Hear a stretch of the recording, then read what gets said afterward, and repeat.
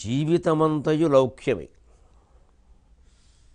ఈ కలియుగంలో మనం బతకాలి అంటే లౌక్యం ప్రదర్శించాల్సిందే. లౌక్యము అంటే లోకం తెలిసిన విధానం, లోకంలో ఎవరితో ఎలా మెలగాలో తెలుసుకోవడం, అది మంచిదే. కానీ ఈ లౌక్యం అనేది అలవాటు పడిన తర్వాత ఏమవుతుందంటే అబద్ధాలు చాలా ఎక్కువైపోతాయి. ఇంకా స్వార్థ ప్రయోజనాల కోసం అబద్ధాలు ఆడుతూ ఉంటాం మనం. ఏదైనా ఒక క్లిష్టతరమైన పరిస్థితిలో ఏదో మనం దాని నుంచి బయటపడాలి కాబట్టి వారికి అనుకూలంగా మాట్లాడి బయటపడ్డా ఉంటే అది ఆ పరిస్థితిని బట్టి అర్థం చేసుకోబడచ్చు. కానీ ఇక లౌక్యం అనే దానికి అలవాటు పడిపోతే ప్రమాదం ఏమిటంటే లంచం పుచ్చుకోవడానికి అలవాటు పడిపోయినట్టే.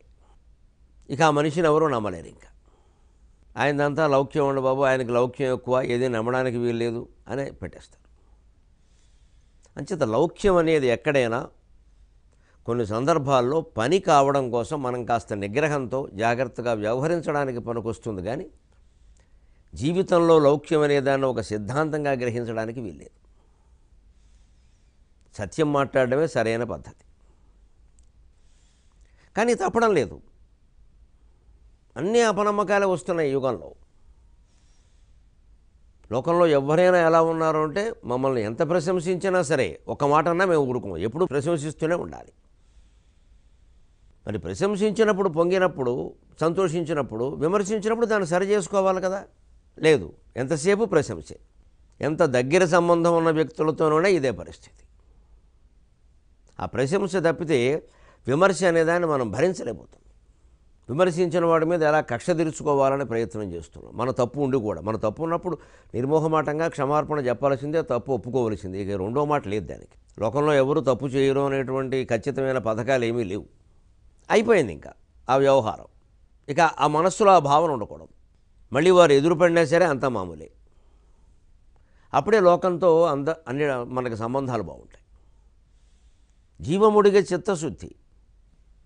చిత్తశుద్ధి లేకుండా పోయిందమ్మా అంటున్నాం. చిత్తశుద్ధి అంటే ఏమిటి? మనస్యేకం, వచస్యేకం, కర్మణి ఏకం మహాత్మన. అది చిత్తశుద్ధి. ఏది మనస్సులో ఆలోచిస్తున్నామో అదే మాటలో చెప్పి దాన్నే చేతలో చేస్తే చిత్తశుద్ధి కలుగుతుంది. ఎందుకంటే మనస్సులో అనుకున్న దాన్ని ఎప్పుడైతే మనం ఆచరణలో పెట్టామో మనస్సులోంచి ఖాళీ అయిపోతుంది. అదే చిత్తశుద్ధి. చిత్తశుద్ధి అంటే చిత్తం ఖాళీ అవ్వడం. చిత్తంలో కొన్ని ఆలోచనలు ఉండడం, కొన్ని ఆలోచనలు లేకపోవడం కాదు. చిత్తం మొత్తం ఖాళీ అవ్వడం. ఆ మొత్తం ఖాళీ అవ్వాలంటే ఆ పని దాని జ్ఞాపకాలతో సహా, దాని అవశేషంతో సహా అయిపోవాలి. ఇక వండిన అన్నం మొత్తం ఖాళీ అయిపోయింది అనుకోండి, గిన్నె అంతే తోమడానికి పడేస్తాం. అక్కడ కొంచెం ఉందనుకోండి, అది మనం తినాలా, అయ్యో తింటే పడుతుందా, ఎవరికైనా ఇస్తే పుచ్చుకుంటారా, లేకపోతే ఇలాగే వదిలేస్తే కాకులు తింటాయి, దొడ్లోకి వస్తాయి, ఇక రకరకాలు వస్తాయి. ఈ గిన్నె ఖాళీ అవ్వడం ఎంతో చిత్తం ఖాళీ అవ్వడం కూడా అంతే. పాప జ్ఞాపకం కానీ పుణ్య జ్ఞాపకం కానీ ఏది మనస్సులో ఉండకూడదు.